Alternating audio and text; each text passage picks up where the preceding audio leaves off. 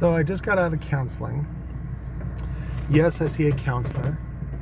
I like to reflect. I need somebody that's higher than me in order to bounce off like a sounding board, figure out, because my gut is good, but the problem is that the work that I do is very lonely.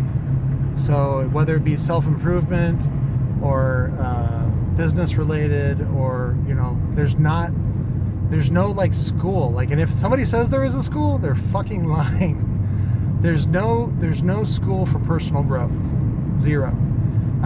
It's about you, and it's about a lot of reading and a lot of soul searching, and the rest of it is when you start applying those things to your life, you're gonna lose a lot of your friends.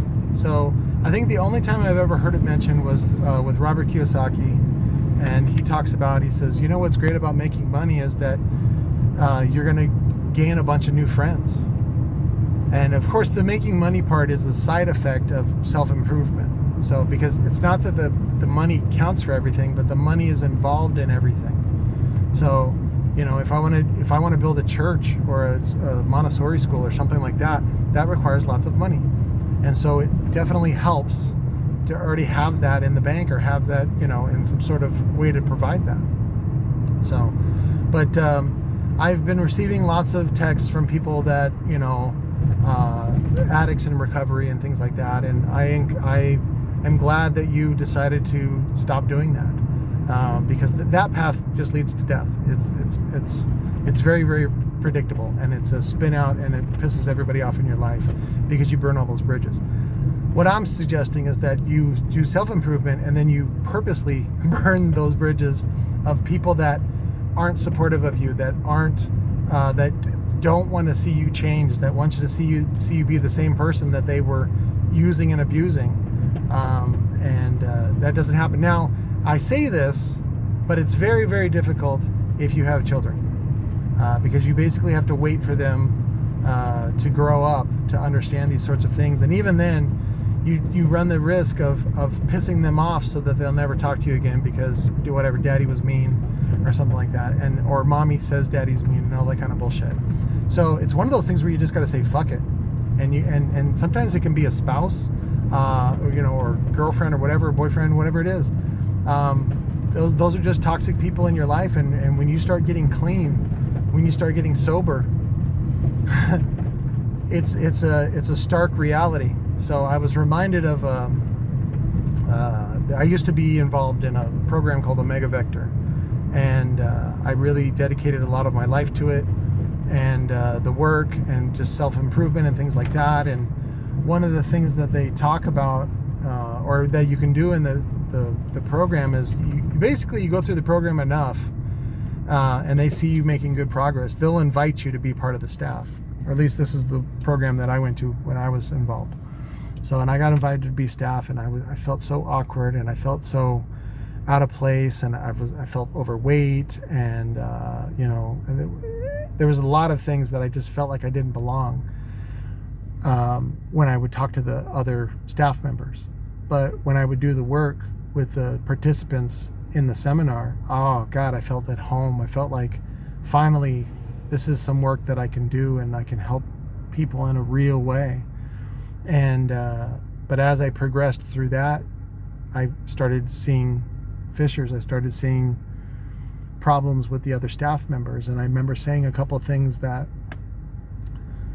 were true, but they didn't like it. And but that's a natural progression of self-improvement and success and things like that. And of course, I've talked about it on this channel too, about basically, if you get any sort of success, you're going to get a visit from the government, whether you did anything wrong or not. It makes no difference. They're going to visit you, and they're going to want more money. So, but that is all normal. That is all normal. Having people pissed off at you for a bunch of bullshit reasons is all normal. Having even your spouse pissed off at you because you're not who they married is all normal. So I think what I'm saying is keep following your gut, keep working hard, keep helping other people, helping the people that you can help, and that's all you can do. And now it helps to have, you know, like a good term life insurance policy, you know, and again, you don't have to leave it to someone. You can leave it to an organization. Fuck, you can leave it to NPR if you want. It definitely helps though. So, but I'll leave you with this. One of the things that I learned in Omega Vector from George Dare and his work, he shows a graph that shows basically how most people, like 95% of the population, dies broke, dies the end of their life, they're in debt big time. So even at this intersection we're coming up to this last weekend, there was people out there with safety vests on looking for donations for a funeral for somebody. And it's not sad. It just tells me that people are not prepared for this sort of thing, even though that's how this all ends. By the way, we all die. So don't be surprised by it.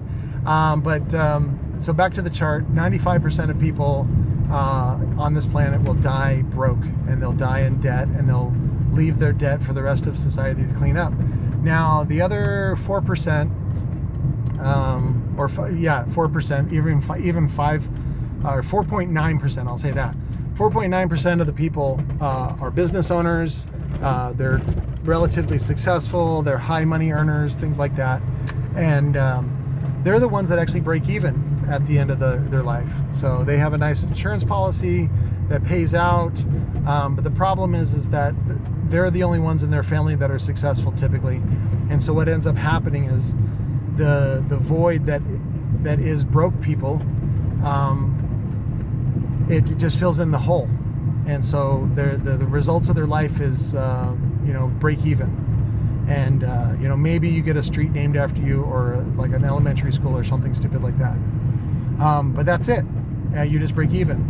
Now, the 1% of the 1%, those people grow 10x. They grow by exponent. And those are the ones that support the rest of society and create all the jobs and own all the factories and do all that kind of stuff. And so what's great though is that you can decide if you want to be that. Now, it is a numbers game, but at least pursuing that is honorable, especially if you do it in a responsible way. And what you're seeing is somebody like Elon Musk do that. So listen to the things that he talks about.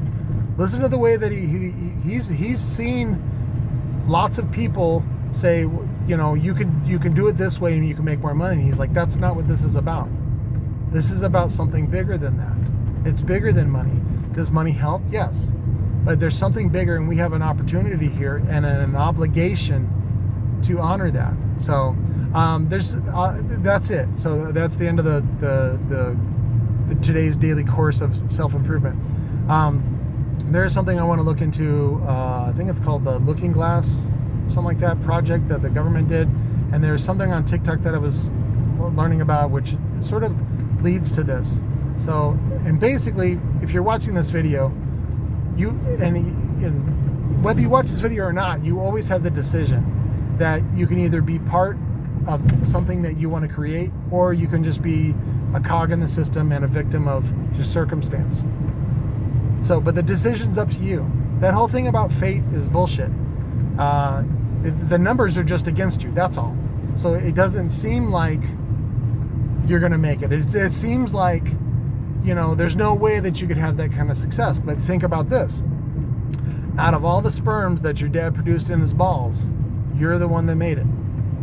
You. And you're aware enough and you're tech savvy enough to find this video and to hear my voice, to find me out of all the noise that is YouTube, and you found me. That's amazing. So what you do with that opportunity, though, is up to you. It's not up to me. So are you going to make it count? Are you going to make your life count? Are you going to make your dad's balls count? And what's it going to count for? So, and that's what you can decide. So I love you guys. I'll do some more speaker-related videos, but I'll talk to you later.